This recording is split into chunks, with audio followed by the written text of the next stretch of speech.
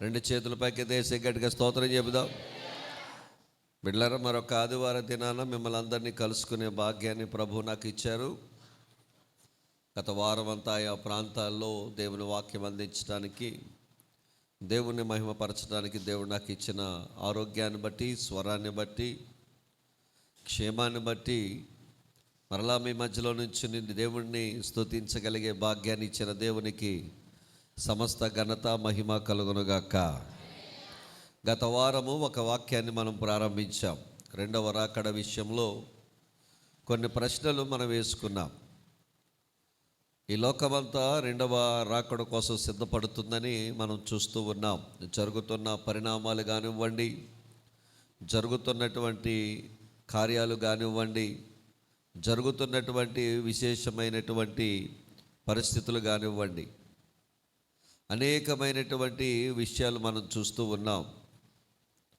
యేసుప్రభు వారు చెప్పిన రీతిగా మత్తయి శుభవార్త 24వ అధ్యాయంలో, మార్కు సువార్త 13వ అధ్యాయంలో, లూకా శుభవార్త 21వ అధ్యాయంలో, యోహాను శుభవార్తలో కూడా 14-15 వచనాల్లో కూడా మనకు కొన్ని విషయాలు కనబడుతూ ఉంటాయి.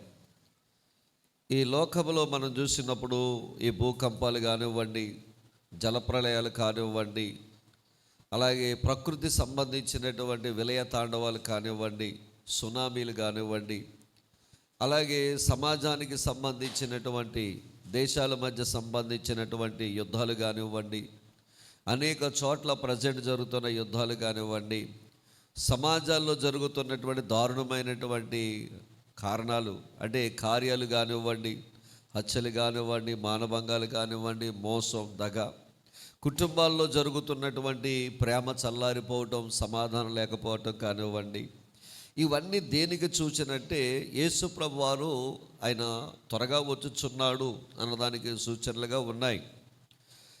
చాలామంది మనోళ్ళు ఏమంటారంటే, అయ్యా ఇది చిన్నప్పటి నుంచి వింటున్నామండి, తాత ముత్తాతల కాలం నుంచి మేము వాక్యం వింటున్నామండి, యేసు ప్రభు వారు వస్తున్నారు అంటున్నారు, కానీ మరి ఆయన ఇంకా రావట్లేదు కదండి, ఎంతకాలం ఇదే బోధ చేస్తున్నారా అని చాలామంది ప్రశ్నించవచ్చు.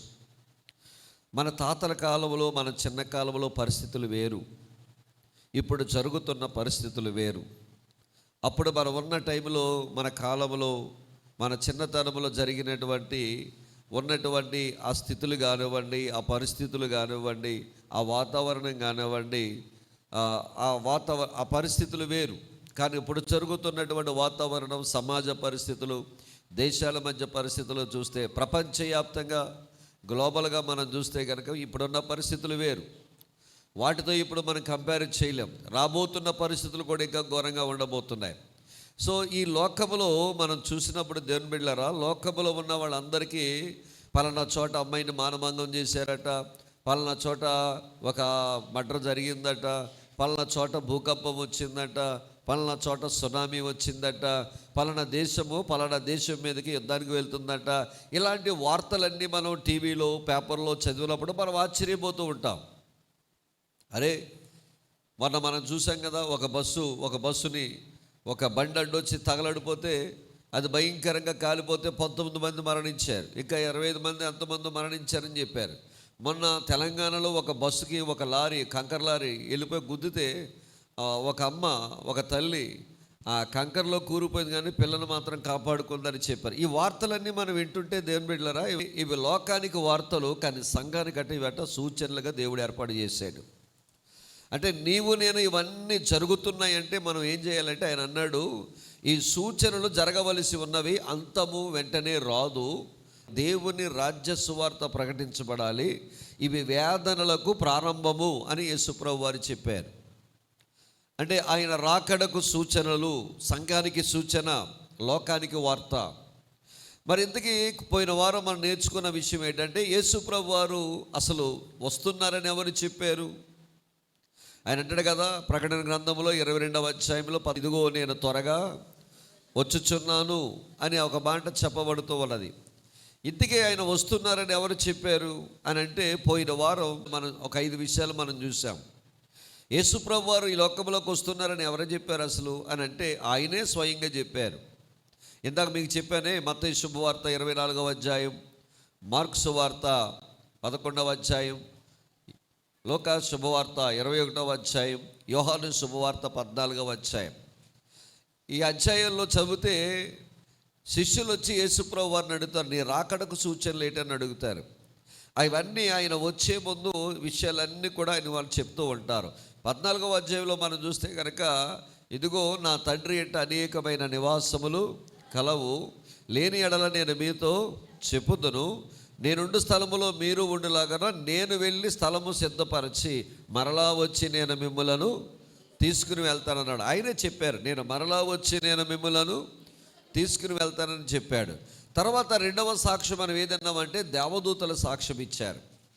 దేవదూతలు అపోస్తుల కార్యం 1వ అధ్యాయంలో మనం చూస్తే, అపోస్తుల కార్యం 1వ అధ్యాయం 11వ వచనం, గలిలయ మనుషులారా మీరెందుకు నిలిచి ఆకాశం వైపు ఎందుకు చూస్తున్నారు? ఏ రీతిగా ఈ మనుషుడు వెళ్ళాడు ఆ రీతిగానే మరలా తిరిగి వచ్చునని దేవదూతలు సాక్ష్యం ఇస్తున్నాయి.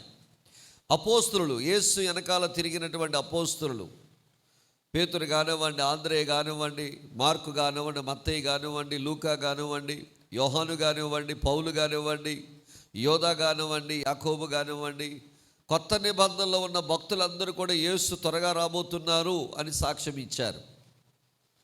తర్వాత 4వదిగా మనం చూస్తే దేవుని బిడ్డలారా, పాత నిబంధన భక్తులు 1500 ప్రవచనాలు, యేసు మరలా ఈ లోకానికి రాబోతున్నాడని పాత నిబంధన భక్తులందరూ కూడా వారందరూ కూడా సాక్ష్యం ఇచ్చారు.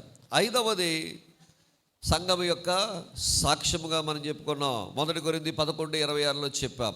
బిడ్డలారా, మరి ఎందుకు వస్తున్నారో కూడా చెప్పారు పోయిన వారం. అది దాన్ని వివరించలేదు, కానీ 2 మాటలు 4 విషయాలు చెప్పారు. నెంబర్ 1, దేనికి వస్తున్నారంటే సంఘమును తీసుకువెళ్ళడానికి వస్తున్నారు ఆయన. 2వదిగా ఆయన దేనికి వస్తున్నారంటే లోకమునకు తీర్పు తీర్చడానికి ఆయన వస్తున్నారు. 3వదిగా ఎవరి కోసం వస్తున్నారంటే ఈ భూమిని అంతటి కూడా, సృష్టిని అంతటి కూడా దాస్యము నుండి విడిపించడానికి వస్తున్నారు. 4వదిగా ఎందుకు వస్తున్నారంటే ఇశ్రాయేలు ప్రజలను వారి భక్తిహీనత తొలగించి వారిని కాపాడి వారిని రక్షించడానికి యేసుప్రభువు వారు వస్తున్నారు. ఈయన ఎందుకు వస్తున్నారు అన్నదానికి మనం వివరించలేదు, కానీ 4 విషయాలు నేను చెప్పాను. ఇప్పుడు ఆయన ఎప్పుడు వస్తారు, ఇది మనం నేర్చుకోవాల్సింది. యేసుక్రీస్తు వారు ఎప్పుడు వస్తారు ఈ లోకంలోకి? చాలామంది కథనాలు రాస్తున్నారు, చాలామంది యేసుప్రభు వారు వస్తారని, చాలామంది యేసు నేనే యేసునని చెప్పి యేసుప్రభు వారు వస్తున్నారని చెప్పి చాలామంది కొంతమందిని సిద్ధం చేసి ప్రాణాలు తీసుకునేటట్టుగా చేశారు. ఒక ఆయన అయితే కొండ మీద తీసుకెళ్ళి, ఇదిగో యేసు రాబోతున్నాడు, మనందరూ ఉపవాసం ఉండి ప్రార్థన చేయాలని చెప్పి, ఆయన ఎదుర్కోవడానికి సంఘంగా మనం వెళ్ళాలి కాబట్టి ఉపవాసం ఉండాలి, తెల్లని వస్త్రాలు ధరించాలని చెప్పి ఆ కొండ మీదే కొన్ని వందల మంది మరణించారు. అంటే ఇవన్నీ తప్పుడు సమాచారాలు. చాలామంది ఈ లోకంలో నేను యేసుక్రీస్తుని అని తప్పుడు బోధలు చేసేవారు, తప్పుడుగా మేము క్రీస్తు అని, అబద్ధ క్రీస్తులు అని చెప్పుకుని చలామణి అయ్యేవారు చాలామందిని తప్పుదోవ పట్టిస్తూ ఉన్నారు. వెళ్ళారా, ఈ యొక్క సమయంలో నేను చెప్పేది అంటే యేసుప్రభు వారు ఎప్పుడు వస్తున్నారు అని అంటే బైబిల్ గ్రంథంలో కొన్ని వచనాలు ఉన్నాయి. మత్తయి శుభవార్త 24వ అధ్యాయం 36వ వచనం కనుక మనం చూస్తే, శిష్యులు అడుగుతారు, అయ్యా మరి నువ్వు ఎప్పుడు వస్తున్నావు, నీ రాకడకి అసలు సూచనలేంటి, నువ్వు ఎప్పుడు వస్తున్నావు అని చెప్పి శిష్యులే స్వయంగా యేసుప్రభు వారిని అడిగారు. దానికి ఆయన సమాధానం ఇచ్చాడు. చదవండి అన్నమాట. అయితే ఆ దినమును గూర్చి, ఆ గడియను గూర్చి ఎవరికి తెలుసట? తండ్రి మాత్రమే ఎరుగును గాని ఏ మనుష్యుడైనను, పరలోకమందున్న దూతలైనను, కుమారుడైనను ఎరుగడని యేసుప్రభు వారు చెప్పారు. నేను మరలా తిరిగి లోకానికి ఎప్పుడు వస్తానో తండ్రికి తప్ప మరెవ్వరికి తెలియదని చెప్పారు ఆయన. ఇప్పుడు చదవండి, అపోస్తుల కార్యం 1వ అధ్యాయం 7వ వచనం చదివితే, ఆ గడియను గూర్చైనను ఆ సమయమును గూర్చైనను ఏమని చెప్పాడు అక్కడ? కాలములను సమయములను తండ్రి తన స్వాధీనములో ఉంచుకొని ఉన్నాడు, వాటిని తెలుసుకొనుట మీ పని కాదని యేసుప్రభు వారు స్వయంగా శిష్యులతో చెప్పారు. ఎప్పుడు వస్తావయ్యా అని అంటాడు, అసలు ఈ సమయాన్ని, ఈ కాలాన్ని, ఈ గడియలను ఎవరి చేతిలో ఉంచుకున్నాడు ఆయన? తండ్రి తన చేతిలో ఉంచుకున్నాడు. తండ్రికి తప్ప మరి ఇది ఎవ్వరికీ తెలియదని చెప్పాడు. ప్రకటన గ్రంథము 16వ అధ్యాయం 16వ వచనములు అంటాడు కదా, ఇదిగో నేను దొంగవలే వచ్చుచున్నాను అంటాడు. వీళ్ళరా, మరి యేసు ప్రభు వారు అనుకోని గడియలో, యేసు ప్రభు వారు దొంగ ఎప్పుడు వస్తాడండి? మనం అనుకున్నప్పుడు రాడండి. మనం పడుకున్నప్పుడు, మనకు తెలియనప్పుడు దొంగ వచ్చి మొత్తం అన్ని ఏమవుతాడు? దోచుకుని వెళ్తాడు. కానీ యేసు ప్రభు వారు ఇక్కడ అన్నాడు, మీరు మెలకువ కలిగి ఏం చేయమన్నాడు? ఆయన ప్రార్థన చేయమన్నాడు. దేవునికి స్తోత్రం కలుగునుగాక. అంటే జరుగుతున్నవన్నీ లోకానికి వార్తలైతే, జరుగుతున్నవన్నీ మనకి యేసయ్య రాకడకు సూచనలు. ఈ సూచనలు బట్టి మనం ఎలా ఉండాలి? మెలకువ కలిగి ఏం చేయాలి? ప్రార్థన చేసి మనం సిద్ధపాటు కలిగి ఉండాలి. దేవునికి స్తోత్రం కలుగునుగాక. ఇప్పుడు తండ్రి తన స్వాధీనంలో ఉంచుకున్నాడు కదా. ఇప్పుడు తన తండ్రి స్వాధీనంలో ఉంచుకున్న సమయములను, గడియలను, కాలములను ఆయన వశములో ఉంచుకున్నాడు. ఇది తెలుసుకునుట మీ పని కాదు అని చెప్పి యేసుప్రభు వారే చెప్పారు. మరి తండ్రి ఏ సమయంలో మరి కుమారుని లోకంలోకి పంపిస్తాడు అని మనం అర్థం చేసుకోవాలి అంటే గనక, ఇది మనకు అర్థం అవ్వాలి అంటే గనక ఖచ్చితంగా ఇశ్రాయేలు యొక్క కుటుంబ వ్యవస్థ మనకు తెలియాలి. ఇశ్రాయేలు యొక్క కుటుంబ వ్యవస్థ మనకు తెలిస్తే, ఆ తెలిసిన దానిని బట్టి యేసు ప్రభు వారు తండ్రి తన కుమారుని ఎప్పుడు పంపిస్తారో అప్పుడు మనకు అర్థమవుతుంది. రండి, ఈ యొక్క సమయంలో మనం ఇశ్రాయేలు యొక్క కుటుంబ వ్యవస్థ గురించి కొన్ని మాటలు నేర్చుకుందాం. ఇశ్రాయేలు యొక్క వంశములో, కుటుంబ వ్యవస్థలో మొట్టమొదటిగా ఒక జంటకు వివాహము చేయాలంటే ఇరువురు తల్లిదండ్రులు కూర్చుని వారి చిన్నతనములోనే పలానా అబ్బాయికి పలానా అమ్మాయిని ఇచ్చుకుందామని చెప్పి తీర్మానం చేసుకుంటారు. మొట్టమొదటిగా ఇశ్రాయేలు కుటుంబంలో ఒక అబ్బాయిని, ఒక అమ్మాయి కొరకు ఇరువురు తండ్రులు ఏం చేస్తారంటే ఎంపిక చేసుకుంటారు. ఇంకా మనం కూడా అలాగే చేస్తాం కదా. అబ్బాయి విషయంలో వెళ్తాం, అమ్మాయి దగ్గరికి వెళ్తూ ఉంటాం. అబ్బాయి వాళ్ళ అమ్మాయి దగ్గరికి, అమ్మాయి వాళ్ళ అబ్బాయి దగ్గరికి వస్తాం. వాళ్ళకి వీళ్ళకి నచ్చితే, అబ్బాయికి అమ్మాయికి నచ్చితే వివాహానికి తర్వాత పెట్టు మనం వెళతాం. ఆదాముకు దేవుడు అవ్వమ్మని ఎంపిక చేశాడు. సీనాయి పర్వతం దగ్గర దేవుని బిడ్డలారా, ఇశ్రాయేలు అనే యొక్క భార్యను యెహోవా దేవునికి అక్కడ ఆయన ఎంచుకున్న కలవరి కొండ మీద సంఘాన్ని కూడా యేసు ప్రభు వారు ఎంపిక చేసుకున్నాడు. అంటే ఆదాము అవ్వను ఎలాగైతే ఎంపిక చేసుకున్నాడో, యెహోవా ఇశ్రాయేలు అనే యొక్క కన్యకను ఎలాగైతే ఎంపిక చేసుకున్నాడో, యేసు ప్రభు వారు సంఘమనే వధువును ఆయన ఎంపిక చేసుకున్నాడు. దేవునికి స్తోత్రం కలుగునుగాక. హల్లెలూయా. మొట్టమొదటిగా ఎంపిక ఉన్నది. ఇంకొక అద్భుతమైన విషయం చెప్పమంటారా? ఆదాములో నుంచి అవ్వమ్మను తీసినప్పుడు రక్తము చిందించబడింది. సీనాయి పర్వతం దగ్గర దేవుడు అనగా యెహోవా దేవుడు ఇశ్రాయేలుతో నిబంధన చేసుకున్నప్పుడు గొర్రెపిల్ల వధించబడింది. కలువరి శిలువలో తన సంఘాన్ని తను ఎంచుకునే సమయంలో నా ప్రభువారు కలువరి శిలువలో రక్తం కార్చారు. అంటే 3 చోట్ల కూడా ఏం కార్చబడింది అన్నమాట? రక్తము చిందించబడింది. అందుకనే రక్త ప్రోక్షణ లేకుండా పాపక్షమాపణ జరగదంటాడు. సో మొట్టమొదటిగా ఇశ్రాయేలు వ్యవస్థలో ఏం జరుగుతుందంటే అబ్బాయిని అమ్మాయిని తల్లిదండ్రులు ఎంచుకుంటారు. రెండవదిగా మనం చూస్తే దేవుని బిడ్డలారా, ప్రదానము చేయబడింది. చెప్పండి, ఏం చేయబడింది చెప్పండి. మనకైతే ఇంకోటి ఉంది. భారతదేశంలో అయితే మనం అబ్బాయిని అమ్మాయిని చూసుకున్న తర్వాత పెద్దల భోజనాలు చేసిన తర్వాత అప్పుడు ఏం పెడతారంటే ఎంగేజ్మెంట్ పెడతారు. ఇశ్రాయేలు యొక్క కుటుంబ వ్యవస్థలో ఎంగేజ్మెంట్ ఉండదు, ఒక్క ప్రధానం మాత్రమే ఉంటుంది. మనకున్నటువంటి విషయం చెప్పమంటారా? ఎంగేజ్మెంట్ చేసుకున్న తరువాత మనం ఎన్ని సంవత్సరాలైనా ఆగి పెళ్లి చేసుకోవచ్చు. కానీ ఇశ్రాయేలుకి అలాగ ఉండదు, ఓన్లీ వాళ్ళకి ప్రధానం మాత్రమే ఉంటుంది. ఈ ప్రధానము చాలా గమ్మత్తుగా జరుగుద్ది. ఈ ప్రధాన విషయంలో ఇప్పుడున్న ట్రెండ్ కన్నా రివర్స్లో ఉండేది అప్పట్లో. ఇప్పుడున్న ట్రెండ్ ఏంటి అని అంటే అమ్మాయి అబ్బాయికి కట్న కానుకలు ఇచ్చుకోవాలి. కానీ పూర్వకాలం అలాగ ఉండేది కాదు. అబ్బాయి వాళ్ళే అమ్మాయికి కానుకలు ఇవ్వాలి. ఈ కానుకల్ని ఏమంటారంటే ఓలి అని అంటారు. వినండి, ఈ యూదుల యొక్క ప్రధానంలో జరిగే మొట్టమొదటిది ఏంటంటే, పెళ్లి కొడుకు తండ్రి ఏం చేస్తాడంటే పెళ్లి కూతురికి కానుకలు ఇస్తాడు. ఈ కానుకలు ఇవ్వడం దాన్ని ఏమంటారంటే మోహర్ అంటారు. ఈ మోహర్ అని పిలుస్తారు. ఒకవేళ పెళ్ళి కొడుకే ఆ పెళ్లి కూతురు ఇంటి వారికి ఏమైనా కానుకలు ఇస్తే దాన్ని ఏమని పిలుస్తారంటే మ్యాటన్ అని పిలుస్తారు. ఈ మ్యాటన్లో నుంచి వచ్చిందే మ్యాట్రిమనీ. గమనించండి, ఇప్పుడు ఏం చేశారంటే దేవుని బిడ్డలారా, ఒక పిల్లవాడిని అంటే ఒక అబ్బాయిని వేరొక అమ్మాయి చేసుకోవాలి, ప్రదానం చేసుకోవాలంటే అబ్బాయే తీసుకెళ్ళి ఏమివ్వాలి? కానుకలు ఇవ్వాలి. అందుకే అబ్రహాము ఇస్సాకుకి రెబకాను ప్రదానము చేయనప్పుడు అతను ఏం చేశాడో చెప్పమంటారా? కానుకలు బంగారం యొక్క నగలు ఆమెకి ఇచ్చినట్లుగా మనం చూస్తూ ఉంటాం. యాకోబు చూడండి, యాకోబుకి ఇవ్వడానికి ఏమీ లేదు. లాబాను దగ్గరికి వెళ్ళిన తర్వాత బంగారం లేదు, వెండి లేదు, ఏమీ లేదు. యాకోబు ఒక్కడే ఆ కనాను దేశము నుంచి తల్లిదండ్రుల నుంచి ఒక్కడే ఏకాకిగా ఏం చేశాడంటే లాబాను దగ్గరికి వచ్చాడు. ఇప్పుడు చిన్నమ్మాయిని చూశాడు, ఆమెను వివాహం చేసుకోవాలి. ఇప్పుడు చిన్నమ్మాయిని వివాహం చేసుకోవాలంటే తన యొక్క మామగారైన లాబాను అన్నాడు, అల్లుడు నీవు నాకు ఓలి ఇవ్వాలి, నీవు నాకు ఓలి ఇస్తేనే కానీ నేను నా కూతురు నీకు వివాహము చెయ్యను అన్నాడు. మరి ఓలి ఇవ్వాలంటే యాకోబు దగ్గర ఏమీ లేదు.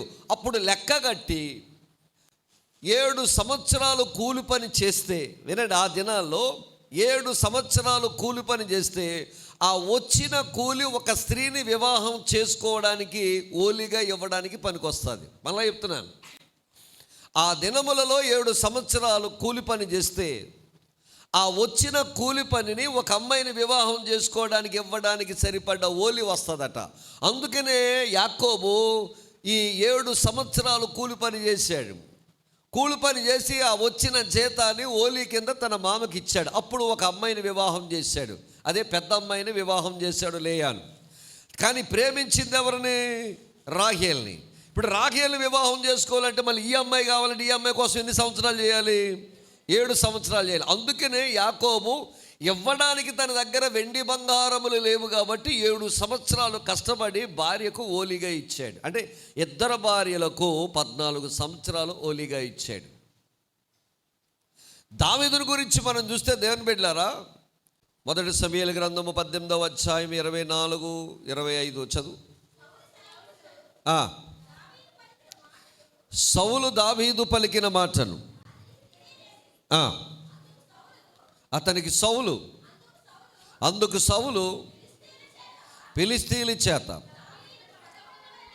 దావీదు పట్టబడిన వలెనన్న తాత్పర్యము కలిగిన వాడై రాజు ఓలిని కోరగా పగ తీర్చుకొనవలనని ఫిలిష్తీయుల 100 ముందోళ్ళు ఓలిని కోలాడు మేకాలను వివాహం చేయడానికి సౌలు. అంటే సౌలు యొక్క ఉద్దేశం ఏంటి? దావీదుని ఫిలిష్తీయుల మధ్యకి పంపిస్తే ఫిలిష్తీయులే దావీదుని చంపేస్తారు, దరిద్రం వదిలిపోద్ది అనుకున్నాడు సౌలు. కానీ దేవుడు తనకు తోడుగా ఉన్నాడు కదా, దేవుని యొక్క ఆత్మతో అభిషేకించబడ్డాడు కదా, దేవుని చేత అభిషేకించబడ్డాడు కదా. అంతకంతకు దేవుడు అతను కాపాడుకుంటూ వర్ధిల్లించుకుంటూ వచ్చాడు కదా. వెళ్ళాడు, 100 మందిని చెప్పాడు, ముందోళ్ళు తీసుకొచ్చి దావీదుకి ఇచ్చాడు, మేకాలను వివాహం చేయమన్నాడు. తర్వాత దేవుని బిడ్డలారా మనం చూస్తే, ఇంకా ముందుకు వెళ్ళి మనం చూస్తే కనుక సంగమునకు మన యేసు ప్రభువారు ఆయన ఈవులను వరములను ఆయన మనకు అనుగ్రహించాడు. మన గోలీగా ఏమి ఇచ్చాడంటే ఆయన పోతూ ఎఫెసీ రాసిన పత్రికలో ఉంటుంది ఒక మంచి మాట. 4వ అధ్యాయంలో మనం చూస్తే 4వ అధ్యాయం 8వ వచనంలో అంటాడు, ఆయన చెరగా తీసుకుని పోయి మానవులకు వరములను ఈవులను అనుగ్రహించెను అని చెప్పబడుతుంది. అంటే సంఘానికి యేసుప్రభువు వారు ఏమిచ్చారంటే ఓలి కింద దేవుని యొక్క వరములను, పరిశుద్ధాత్మ యొక్క వరములను దేవుడు అనుగ్రహించాడు. అబ్రహాము రెబకాకేమో నగలిచ్చాడు. యాకోబు తన 2 భార్యల కోసం 14 సంవత్సరాలు ఓలి చేశాడు. దావీదు 100 ముందోళ్ళు మేకాల కొరకు తీసుకొచ్చాడు ఓలిగా. మన కొరకే, సంఘము కొరకే నా యేసు ప్రభు వారు పోతూ ఈవులను వరములను దేవుడు మనకు అనుగ్రహించి వెళ్ళిపోయాడు. దేవునికి స్తోత్రం కలుగునుగాక. హల్లెలూయా. ఇప్పుడు జాగ్రత్తగా వినండి. ప్రధానము జరుగుతున్నటువంటి సందర్భంలో కొన్ని ఆసక్తికరమైన సంఘటనలు జరుగుతాయి ఇశ్రాయేలు కుటుంబ వ్యవస్థలో. ప్రధానం అనేది చాలా ప్రాముఖ్యమైంది. వాళ్ళకి నిశ్చితార్థం ఉండదు. ఈ ప్రధానము చాలా ప్రాముఖ్యమైనది ఇశ్రాయేలు కుటుంబంలో. ఈ ప్రధానం ఎలాగో జరుగుతుందంటే, దేవుని బిడ్డలారా, ఇరువురు పక్షాల వారు కూర్చుంటారు. ఇరువురు పక్షాల వారు కూర్చుని వాళ్ళ మధ్యలో ఒక రబ్బాయి ఉంటాడు. రబ్బాయి ఏం చేస్తాడంటే ఒక ద్రాక్షారసము కప్పును తీసుకుంటాడు. ఆ ద్రాక్షారసము కప్పును తీసుకుని ఇరువురు పక్షంగా మాట్లాడిన తర్వాత ఆ కప్పులో ఉన్నటువంటి ద్రాక్షారసాన్ని కిందకు పోస్తాడు. కిందకు పోసిన తర్వాత మరొక కప్పును తీసుకుంటాడు. ఆ కప్పును తీసుకుని ఆ కప్పును అందులో పెట్టి ఆ కప్పులో ఉన్నటువంటి ద్రాక్షారసాన్ని పెండ్లి కుమారుడితోటి ఒకే పాత్రలో తాగిస్తాడు. ఇలాగూ తాగించడం వల్ల వాళ్ళ నిశ్చితార్థం యొక్క క్రతువు ప్రారంభించబడుతుంది. వాళ్ళ యొక్క నిశ్చితార్థం యొక్క క్రతువు అనేది అది అక్కడి నుంచి స్టార్ట్ అవుతుంది. స్టార్ట్ అయిన తర్వాత వాళ్ళిద్దరూ ఎప్పుడైతే నిశ్చితార్థంలో ప్రారంభించబడిందో, ద్రాక్షారసము యొక్క పాత్రతో ప్రారంభించబడిన తర్వాత పెళ్లి కూతురు 2 కార్యాలు చేయాలి, పెళ్లి కొడుకు 2 కార్యాలు చేయాలి. వీళ్ళిద్దరూ కలిపి మరొక కార్యం చేయాలి. ప్రారంభించబడిన తర్వాత పెండ్లి కుమారుని తరపు వాళ్ళు ఏం చేస్తారంటే, మ్యారేజ్ కాంట్రాక్ట్గా కెతూబ్ అనేటువంటి ఒక పుస్తకాన్ని తీసుకొచ్చి అమ్మాయి చేతిలో పెడతారు. ఏమిటి కెతూబు అని మనం ఆలోచన చేస్తే, దేవుని బిడ్డలారా, ఇది పెండ్లి కుమారుడు తరపున ఉన్నటువంటి 40 తరాల వారు సంబంధించిన వంశాల పేర్లు. నేను మిమ్మల్ని అడిగాను అనుకోండి, మీ నాన్న ఎవరని అనుకోండి, టక్కుమని సమాధానం చెప్తారు. మీ నాన్న వాళ్ళ నాన్న ఎవరైనా అడిగాను అనుకోండి, ఇంకా ఫాస్ట్గా చెప్పేస్తారు. వాళ్ళ నాన్న ఎవరైనా అడుకోనండి, ఇంకా జ్ఞాపకం ఉన్న వాళ్ళు చెప్తారు. వాళ్ళ బాబు ఎవరైనా అడిగారు అనుకోండి, బొరగొక్కోవడం మొదలెడతాం. మనకు బాగా తెలిసి ఎంతమంది తెలుసు? 4 తరాలు తెలుసా మనకి? ఎప్పుడైనా నీ వంశం గురించి ఎప్పుడైనా రాసుకున్నావా? నీ వంశం, నీ తరం గురించి ఏమైనా రాసుకున్నావా? రాసుకో బిడ్డ. యేసయ్యను నమ్ముకున్నావు కదా, రాబోయే కాలంలో ఎవడో ఒక ఐఏఎస్ ఆఫీసరో, ఒక పోలీస్ ఆఫీసరో, ఒక టీచరో, ఒక లాయరో, ఒక గొప్పడో రాజకీయ నాయకుడో నీ వంశంలోంచి పుట్టాడు అనుకోండి. వెనక్కి తిరిగి చూసాడు అనుకోండి, ఏట్రా నాకు ఇంత ఆశీర్వాదం ఎక్కడి నుంచి వచ్చిందిరా అని అనుకున్నాడు అనుకోండి.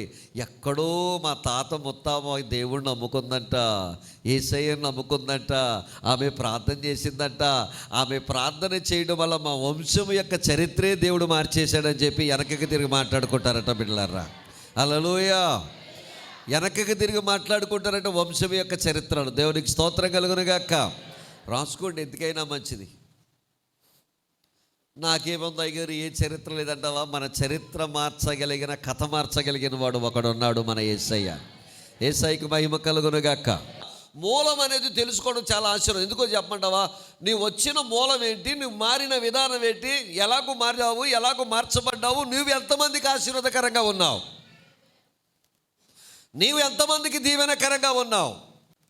మన కథ మార్చింది ఒకరు, మన కథ మార్చిన యేసయ్య మనతో ఉండగా మనం అనేక మంది కథలు మార్చగలం. దేవుని బిడ్డలారా, బయటోడి కథలు బయటోడి కథలు మనం మార్చలేకపోవచ్చు కాక మన వంశంలో ఉన్న వారి కథలు మారిపోతాయి. దేవుని బిడ్డలారా, నువ్వు మామూలు దాని కాదు. నీ ప్రార్థన చాలా విలువైంది, నీ ప్రార్థన చాలా విలువైంది, నీ భక్తి చాలా విలువైనది, నీ పరిచర్య చాలా విలువైనది, దేవుణ్ణి ప్రేమించడం చాలా విలువైనది. రేపొద్దున నీ వంశములో నుంచి దేవుడు గొప్పోళ్ళను పైకి తీసుకొస్తాడు. నమ్మిన వారు యేసయ్యకి స్తోత్రం చెప్పండి. ప్రదానము చేయబడిన తరువాత మన భారతదేశ రూల్ ప్రకారంగా అయితే ప్రదానము చేయబడిన 24 గంటల్లో మనం వివాహం చేయాలి. అది మన యొక్క పద్ధతి, మన ఆచారం. ప్రదానం జరిగిన 24 గంటల్లో మనం వివాహం చేయాలి. కానీ ఇశ్రాయేలుకి అలా కాదండి. ప్రదానము జరగబడినటువంటి 12 నుంచి 14 నెలలు వారికి గ్యాప్ ఉంటుంది. ఎప్పుడైతే వీళ్ళ ద్రాక్షారసము త్రాగి ఈ మ్యారేజ్ క్రతువును వీళ్ళు ప్రారంభించారో, వెంటనే వీళ్ళ కెతూబ్ అనే ఒక పుస్తకాన్ని పెళ్లి కొడుకు తరపు నుంచి అమ్మాయి చేతులు పెట్టారో, ఆమె అందులో ఉన్న 40 తరాల వంశాల పేర్లు కంఠస్థం చేసి పుట్టబోయే వంశానికి నేర్పించాలి. మరి నేర్పించకపోతే ఏంటంటే వచ్చే బాధ అని అంటే, దేవుని బిడ్డలారా, తీయండి ఎజ్రా గ్రంథం 2వ అధ్యాయం. ఎజ్రా గ్రంథము 2వ అధ్యాయము 59వ వచనం తర్వాత 62వ వచనం చదువునాను. మరియు కెరూబు ఆ, ఆ. ఇమ్మేరు అను స్థలముల నుండి కొందరు వచ్చిరి.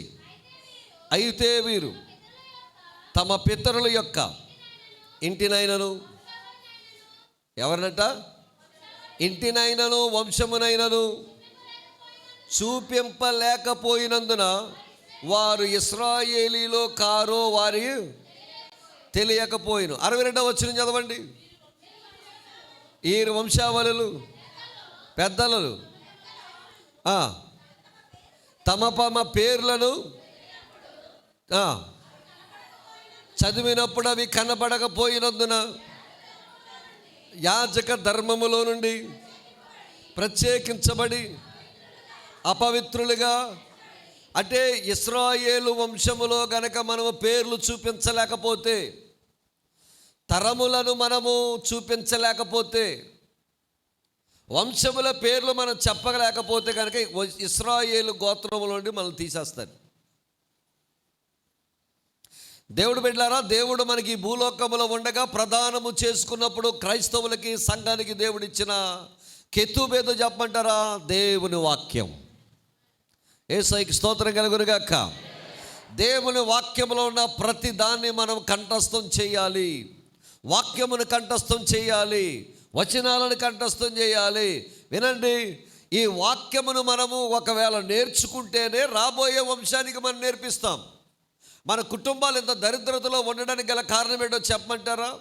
మన కుటుంబాలు దీవించబడకపోవడానికి గల కారణం ఏంటో చెప్పమంటారా? మనం ఆశీర్వదించబడిన వారిగా ఉండకపోవడానికి గల కారణం ఏంటో చెప్పమంటారా? దేవుని మార్గాలు ఏంటో మనకు తెలియకపోవడానికి గల కారణం ఏంటో చెప్పమంటారా? మన జీవితంలో మంచిని మేలును పొందుకోవడం ఎలాగో మనకు తెలియకపోవడానికి గల కారణం ఏంటో చెప్పమంటారా? మనలో చాలామంది సంఘాలలో దేవుని బిడ్డలారా దేవుని వాక్యం చదవరు. దేవుని వాక్యాన్ని చదవడం మానేశారు. దేవుని వాక్యాన్ని పఠించరు. దేవుని వాక్యాన్ని తెరవరు. దేవుని వాక్యాన్ని చదివితే దేవుడి యొక్క విషయాలు మనకి ఒక్కొక్కటి మనకు అర్థమవుతుంది. దేవుని బిడ్డలారా, యేసయ్యకు మహిమ కలుగునుగాక. హల్లెలూయా. ఈ భూలోకములో ఉండగా మనము ఈ గ్రంథమును కనుక మనం చదవకపోతే పైలోకములు అంటే దేవుడు అంటే జీవ గ్రంథములో మన పేరు ఉంచడట. తీయండి, ప్రకటన గ్రంథం 20వ అధ్యాయం 15వ వచనం. ప్రకటన గ్రంథం 20వ అధ్యాయం 15వ వచనం. ఎవరి పేరైనను జీవ గ్రంథమందు రాయబడినట్టు కనబడని ఎడల వాడు ఎక్కడ పడవేయబడతాడట? ప్రకటన గ్రంథం 21వ అధ్యాయం 27వ వచనం. గొర్రె పిల్ల యొక్క జీవ గ్రంథమందు రాయబడిన వారే అందులో ప్రవేశించుదురు కానీ నిషిద్ధమైనది ఏదైనను అసహ్యమైన దానిని సరిగించువాడైనను అందులోనికి ఏం చేయడట? ప్రవేశింపనే.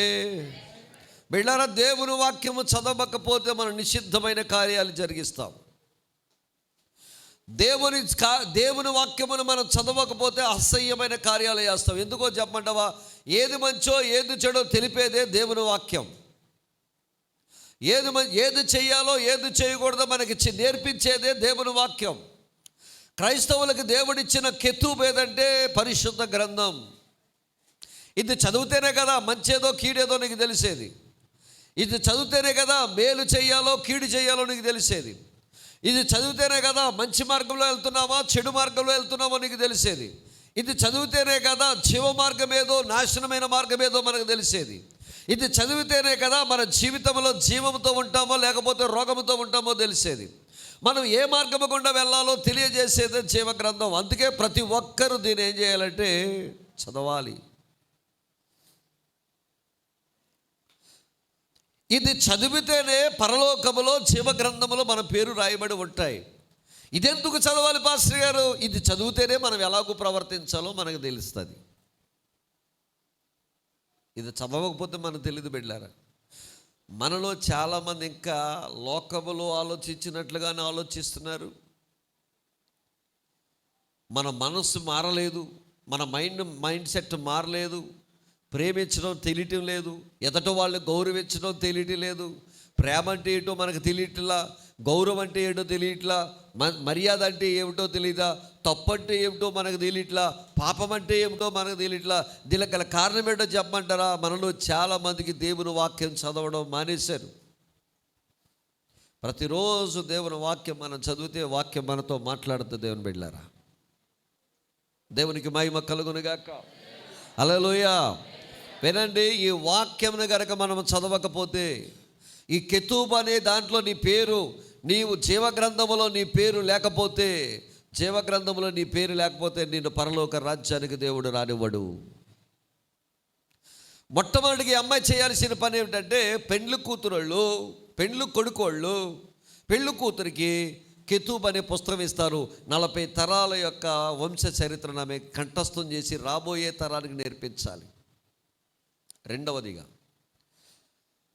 ఈ 14 నెలలు 12 నెలలు గ్యాప్ ఉంటుంది. ఈ గ్యాప్లో ఈ పెళ్లి కూతురు చేయాల్సిన పని ఏంటంటే, ప్రధానమైన తర్వాత ఈ పిల్ల చేయాల్సిన పని ఏంటంటే, పెళ్లి కూతురు చేయాల్సిన పని ఏంటంటే, చక్కగా ఈమె ఏం చేయాలంటే రెండు విషయాలు. ఒకటి, పెళ్ళి కొడుకు నచ్చేవి చెయ్యాలి, నచ్చనివి చేయకూడదు. మళ్ళీ చెప్తున్నాను, ప్రధానం అయిన తర్వాత పెళ్ళి కొడుకు ఏవేవి ఇష్టమో ఆ ఇష్టమైన కార్యాలు ఈ పిల్ల నేర్చుకోవాలి. పెళ్ళి కొడుకు ఏది ఇష్టం లేదో ఆ కార్యాలు ఈ పిల్ల ఏం చేయాలి? విడిచిపెట్టాలి. అంతే కదండి.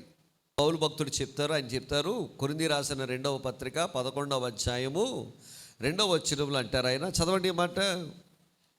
దేవాశక్తితో మీతో మాట్లాడుచున్నాను, ఎందుకనగా పవిత్రురాలైన కన్యకగా ఒక్కనే పురుషునికి, అనగా క్రీస్తుకు మిమ్మల్ని సమర్పింపవాలని మిమ్మల్ని ఏం చేశానంటాడు ఆయన?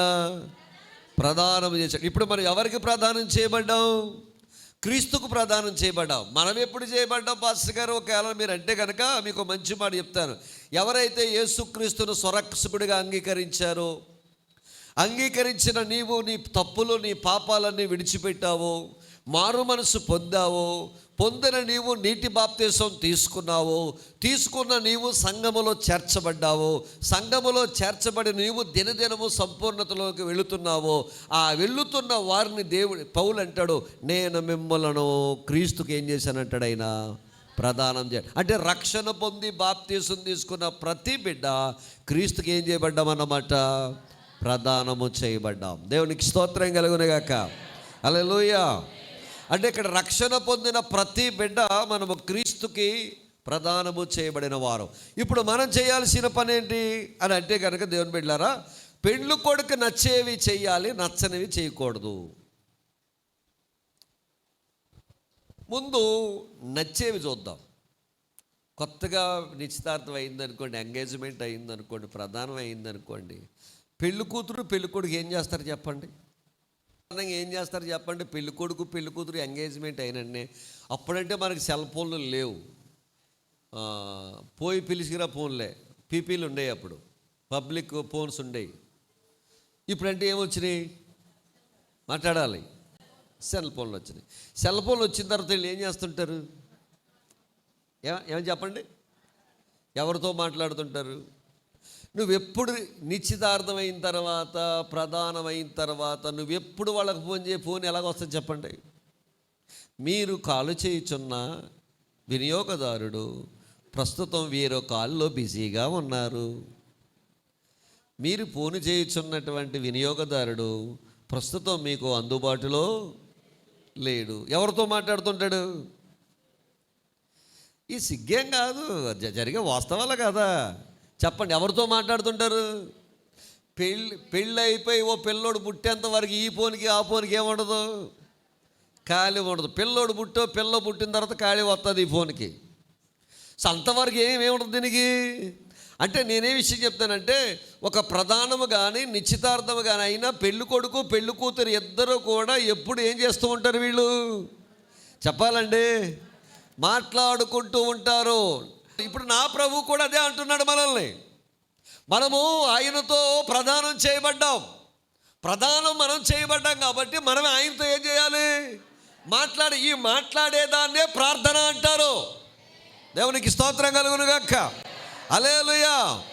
నీ పెళ్లి కొడుకు నీ కొరకు చూస్తూ ఉన్నాడు. నాకు మర్ర పెట్టుమో నేను నీకు. నువ్వు మాట్లాడతానని ఆయన చూస్తాడు. నువ్వు అందరితోనూ మాట్లాడుతున్నావు కానీ పెళ్లి కొడుకుతో మాట్లాడుతున్నా. పెళ్లి కూతురు పెళ్లి కొడుకు మాట్లాడినప్పుడు ఎలా మాట్లాడుకుంటారు? చాలా సీక్రెట్గా మాట్లాడుకుంటారు కదా. పక్కోడికి కూడా వినపడు ఈ మాటలు. ఈమె చెప్పే మాట ఎవరికి వినపడాలి? అవతల ఉన్న పెళ్లి కొడుకు వినపడాలి. పెళ్లి కొడుకు చెప్పే మాటలు ఎవరికి వినపడాలి? పెళ్లి కూతురికి వినపడాలి. నువ్వు ఎవరితో మాట్లాడాలి? నీ యేసయ్యతో మాట్లాడుకోవాలి. ఆ మాట్లాడేదాన్ని ఏమన్నా మనం ప్రార్థన అన్నాం. నీ ప్రార్థన ఎలాగుండాలి? సీక్రెట్గా ఉండాలా? ఎలా ఉండాలి నీ ప్రార్థన? నీవు గదిలోనికి వెళ్ళినప్పుడు తలుపు వేసుకుని రహస్యముందున్న నీ తండ్రికి రహస్యముగా నువ్వేం చేయాలి? ప్రార్థన చేయాలని యేసయ్య చెప్తూ ఉన్నారు. దేవునికి స్తోత్రం కలుగునుగాక. ఇంతకీ విషయం చెప్తున్నాను. పెళ్ళి కొడుకు ఏది నచ్చుద్దంటే తన కన్యక, తన సంఘము తనతో మాట్లాడాలంటే ఆయనకి ఇష్టమంటండి. దేవునికి స్తోత్రం కలుగునుగాక. మరి సంఘమా, నువ్వు ఆయనతో మాట్లాడుతున్నావా? ఉదయం లేచి నీ పని నీ పాటలోనే బిజీ అయిపోతున్నావా? సంఘమా, దేవుని సన్నిధిలో నీ ఇంటిలో రహస్యముగా తలుపేసుకుని నువ్వు దేవునితో మాట్లాడుతున్నావా? నీ పెళ్లి కొడుకుతో నువ్వు మాట్లాడుకుంటున్నావా? నీ వరుడితో నువ్వు మాట్లాడుతున్నావా? నేను ఒక మంచి మాట చెప్తాను. నీవు మాట్లాడితే వినడానికి ఆయన సిద్ధంగా ఉన్నాడా? ఇంకో విషయం చెప్పంటారా? మనం ఎప్పుడైనా ఫోన్ చేస్తే బిజీ రావచ్చు కాక, కానీ ఆ ఫోన్ ఎప్పుడు బిజీగా ఉండదు. ఎన్ని లక్షల కోట్ల మంది ఫోన్ చేసినా అందరికీ జవాబు ఇవ్వడానికి, ఆన్సర్ ఇవ్వడానికి నా దేవుడు సిద్ధంగా ఉన్నాడు. హల్లెలూయా, హల్లెలూయా. ఆయనతో నీవు మాట్లాడుతున్నావా? కష్టాలండి, బాధలండి, ఇబ్బందులండి, రోగాలండి, అప్పులండి, చాలా సమస్యలండి, సమాధానం లేదండి, ఆ ప్రాబ్లం అండి, ఈ ప్రాబ్లం అండి. బిడా, నీ వరుడితో మాట్లాడుకో. ఆయనే సమాధానం ఇస్తాడు, ఆయనే స్వస్థత ఇస్తాడు, ఆయనే ఆలోచన ఇస్తాడు, ఆయనే బలపరుస్తాడు, ఆయనే స్థిరపరుస్తాడు, ఆయనే ముందుండి నడిపిస్తాడు. అందరితోనూ మాట్లాడుతున్నావు కానీ ఎవరితో మాట్లాడతలేదు? నీ వరుడితో మాట్లాడుకో. నా ప్రియుడు ధవలవర్ణుడు, రక్తవర్ణుడు, అతి కాంక్ష 10,000 మందిలో అతి సుందరుడు, అతి కాంక్షనీయుడు. యేసయ్యకి స్తోత్రం. హల్లెలూయా, హల్లెలూయా. ఆయన రెండవదిగా ఈ పెళ్ళి ప్రదానము చేయబడి నిశ్చితార్థం చేయబడినటువంటి ఈ సమయంలో, ఈ కాలంలో పెళ్లి కూతురు ఎప్పుడు ఎవరి కోసం ఆలోచించాలట? ఆయన కొరకే ఆలోచిస్తూ ఉంటుంది. ఒక తల్లి ప్రధానం అయ్యింది, కూరలో ఉప్పు వేయడం మానేసి పంచదార వేసేసింది. కొన్ని సందర్భాల్లో పరధ్యానంగా ఉన్నప్పుడు మనం చేయకూడని పనులు ఏం చేస్తుంటాం? ఒక దాంట్లో పెట్టబోయి ఇంకో దాంట్లో పెట్టేద్దాం. ఒక ఆవిడ కట్టెట్టబోయి చెయ్యట్టేసింది లోపల. కానీ ఆ పెళ్ళి కొడుకు కట్టండి, మనం ఎప్పుడూ ఆయన కోసం ఆలోచించడం అంటే ఆయనకి చాలా ఇష్టం అంటండి. హల్లెలూయా, హల్లెలూయా. ఇంకో నీకు మంచి మాట చెప్తానే, అప్పుల కోసం ఆలోచిస్తే గుండె దిగాలి అయిపోద్ది. పిల్లల కోసం, భవిష్యత్తు కోసం ఆలోచిస్తే జుట్టు పీక్కేసుకోవాల్సి వస్తుంది. నీ గురించి నువ్వు ఆలోచిస్తే ఆరోగ్యం ఏమైపోద్దని బెంగడిపోతావు. ఆయన కోసం ఆలోచించడం మొదలెట్టు, పక్షిరాజు యవ్వనం వల్ల నా దేవుడు అనుగ్రహిస్తాడట, నూతన శక్తిని అనుగ్రహిస్తాడట, మంచి కార్యము దేవుడు అనుగ్రహిస్తాడట. 24 గంటలు నీ కోసం, మన కోసం, దీనికోసం, అప్పుల కోసం, రోగాల కోసం, వాళ్ళ కోసం, వీళ్ళ కోసం మనం ఆలోచించే బదులు ఆయన కోసం ఆలోచిస్తే పైనుంచి పవర్ సప్లై లోపలికి వస్తుందట. హల్లెలూయా. నరాల్లోకి దిగిపోద్దు బిడ్డలారా, ఎముకల్లోకి దిగిపోద్దు బిడ్డలారా, మూలుగుల్లోకి వెళ్ళిపోద్దు బిడ్డలారా. ఎవరి కోసం ఆలోచించాలా? ఏమ్మా అలాగున్నావు? అయ్యగారండి మా ఆయన కోసం ఆలోచిస్తున్నానండి. ఏమ్మా ఎలాగున్నావు? నా కొడుకు కోసం ఆలోచిస్తున్నాను. ఏం చేసావు ఆలోచించి బీపీ షుగర్ తెచ్చుకున్నావు? ఏం చేసావు ఆలోచించి రాత్రి మళ్ళీ నిద్రటక చచ్చిపోతున్నావు? ఏం చేసావు ఆలోచించి కాళ్ళు చేతులు లాగేస్తున్నాయి? ఏం చేసావు ఆలోచించి ఉన్న అన్నం కాస్త అరగకుండా మానేసింది? యేసయ్య కోసం ఆలోచించు, ఆయన కోసమే ఆలోచించు, నా ప్రభు కొరకే ఆలోచించు. సర్వ సమృద్ధిని అనుగ్రహించేవాడు నా యేసయ్య, సమాధానం ఇచ్చేవాడు నా యేసయ్య, స్వస్థత ఇచ్చేవాడు నా యేసయ్య, లేని వాటిని ఉన్న వాటిగా చేయవాడు నా యేసయ్య, పోయిన వాటిని సృష్టించగలిగిన వాడు నా యేసయ్య. ఆ బాబు కోసం ఆలోచించా. ఎప్పుడు చూసిన ఈ శ్రోమంట, ఏమైపోతానో, నా బతుకు ఏమైపోతా, ఏం కావు, ఆయన ఉన్నంతకాలం మనం ఏమీ కావు. ఏమిటి వింటున్నారా? ఆయన ఉన్నంతకాలం మనం క్షేమంగానే ఉంటాం. ఎవరి కోసం ఆలోచించాలి? రోగం కోసం కాదు ఆలోచించాల్సింది, అప్పుల కోసం కాదు నువ్వు ఆలోచించాల్సింది, నీకున్న బాధ గురించి కాదు ఆలోచించాల్సింది, నీకున్న ఒంటరితనం గురించి కాదు నువ్వు ఆలోచించింది, యేసయ్య కోసం ఆలోచించు. నాలో ఒంటరైన వాడు 1000 మందితో సమానం అన్నాడు నా ప్రభు. హల్లెలూయా. నువ్వు ఒంటరిగా నిలబడితే నీ పక్షంగా నా యేసయ్య 1000 మందిని నిలబెడతాడు. హల్లెలూయా. మరి ఎవరి కోసం ఆలోచించాలి? అప్పుల కోసమా? రోగం కోసమా? అయ్యారండి లాగేస్తుంది అది లాగేని, ఎక్కడి దాకా లాక్కెళ్తుందో లాక్కెళ్ళని, మేకన దాకా లాక్కెళ్తుందో, లేకపోతే సీత వరకు లాక్కెళ్తుందో, పెద్ద హాస్పిటల్ వరకు లాక్కెళ్తుందో, కాకినాడ వరకు లాక్కెళ్తుందో, ఎంత దూరం లాక్కెళ్ళినా తిరిగి తీసుకొచ్చే యేసయ్య మనకున్నాడు. పట్టా చెప్పలేసేకే. నీ వరుడితో నువ్వు మాట్లాడుకోవడం అంటే నువ్వు ప్రార్థన చేయడం. రెండవదిగా ఆయన కొరకు మనం ఆలోచించడం అంటే ఆయన వాక్యమును ధ్యానించడం. ధర్మశాస్త్రం అన్నాడు కదా, 1 కీర్తన 2వ వాక్యం చదవండి. ధర్మశాస్త్రమునందు ఆనందించుచు దివారాత్రములు దానిని ధ్యానించువాడు ధన్యుడు. దేవునికి స్తోత్రం. ఏమి ధ్యానించాలట? వాక్యమును ధ్యానించాలి. మనోళ్ళు చాలా తెలివైన వాళ్ళు, ఏదైనా చెడ్డమాట వస్తే దాన్ని పట్టుకుని పోతారు. దాన్ని సనగడం అంటారు. సనగడం వల్ల శాపం వస్తుంది, ధ్యానించడం వల్ల ధన్యుడిగా మారిపోతావు. హల్లెలూయా. అవునయ్యా, నేను ఆయనతో మాట్లాడాలి, నేను ఆయన గురించి ఆలోచించాలి. ఇలాంటి మాటలు నేను ఎలా ఆలోచించగలయ్యా నీతోటి అని 24 గంటలు యేసయ్యని గుండెల్లో నింపేసుకున్నాం అనుకో, ఎవరిని నింపుకున్నా ఖాళీ చేసిపోతాడండి. యేసయ్య నింపుకుంటేనే కన్నీళ్ళు ముత్యాలుగా మార్చేస్తాడండి, ఆనందం ఇచ్చేస్తాడండి. కొంతమంది నీతి గల బిడ్డలు ఉన్నారండి, ఇచ్చిన మాట మీద నిలబెడతారండి. కొంతమంది యథార్థవంతులు కూడా ఉన్నారండి, మాట ఇచ్చారంటే మాట మీద ఎంత వ్యతిరేకత వచ్చినా మాట కొరకు నిలబడే బిడ్డలు కొంతమంది ఉన్నారు. వారిని ఖచ్చితంగా దేవుడు దీవిస్తాడు, ఆశీర్వదిస్తాడు. హల్లెలూయా, హల్లెలూయా. ఇప్పుడు ఆయనతో మాట్లాడడం అంటే ఆయనకి ఇష్టం, ఆయన కోసం ధ్యానం చేయడం అంటే, ఆయన కోసం ఆలోచించడం అంటే ఆయనకి ఇష్టం. మూడవదిగా ఆయన కోసం పాడడం అంటే ఆయనకి ఇష్టం అంట. 10,000 మందిలో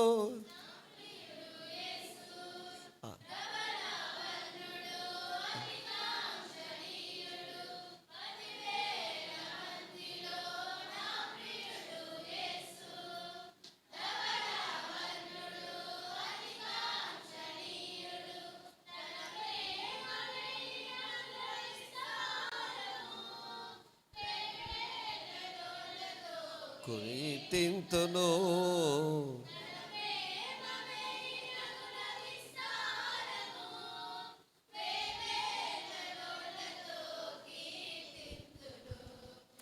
దివ్యమైన. ఆమేన్. ఏటా దివ్యమైన సంగతి అంటే, ఇక్కడ ఉన్న వాళ్ళందరూ సింగర్లేనండి. దేవుడు మిమ్మల్ని పుట్టించినప్పుడు మీలో పాట పెట్టి లోకాలను పంపించాడు. అయితే బాత్రూంలోనే పాడతావు, లేదా ఒంటరిగా ఉన్నప్పుడైనా పాడతావు, లేదా ఎవరు లేనప్పుడు. ఇక్కడ కూర్చున్న ప్రతి ఒక్కళ్ళు దేవుడు పాట పెట్టాడు. ఇక్కడ కూర్చున్న ప్రతి ఒక్కరికి కూడా పాట వచ్చండి. పాట రానుడు ఎవరు లేదా, నాకు అందరికీ పాటలు వచ్చండి. కానీ బాధకరమైన విషయం చెప్పడం, చర్చిలోకి వచ్చి యేసయ్య కోసం పాడడం అంటే నోరు తెరవు. యేసయ్య కోసం ఎప్పుడైనా పాడమంటే సిగ్గు సిగ్గు సిగ్గు. ఎవరి కోసం పాడమంటే?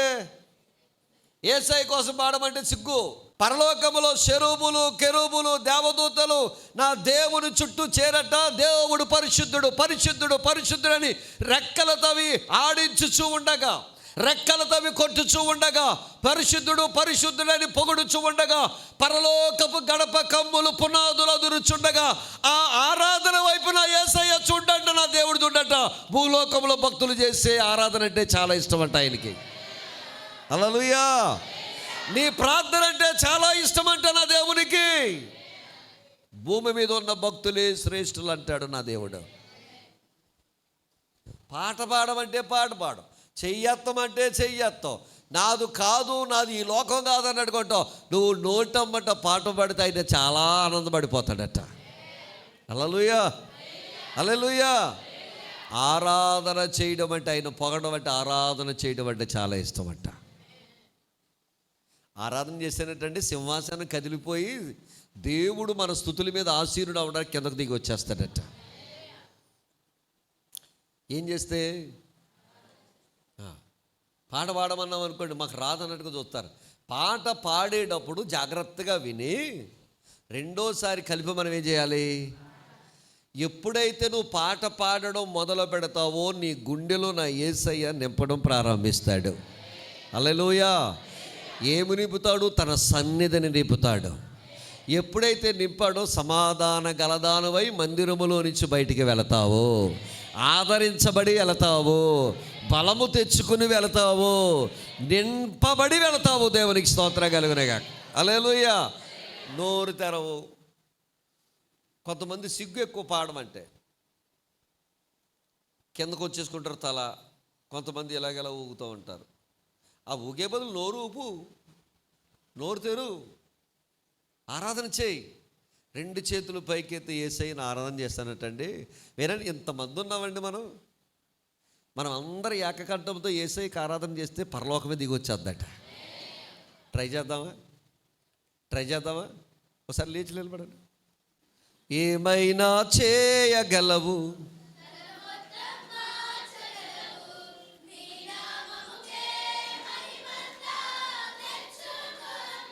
అందరు కలిసి పాడదాం.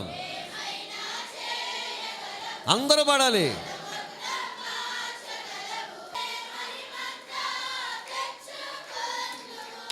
యేసయ్యా.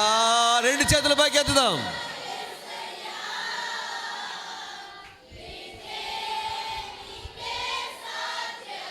రెండు చేతుల పైకి చెప్పండి అందరు కలిసి. అందరూ మాట్లాడాలి.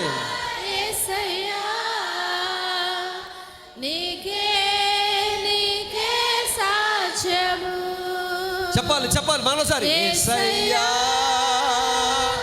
యేసయ్యా, నీకే సాధ్యము. మరోసారి. యేసయ్యా, యేసయ్యా, రెండు చేతుల పైకి సాధ్యము. మాట్లాడాలి. యేసయ్యా,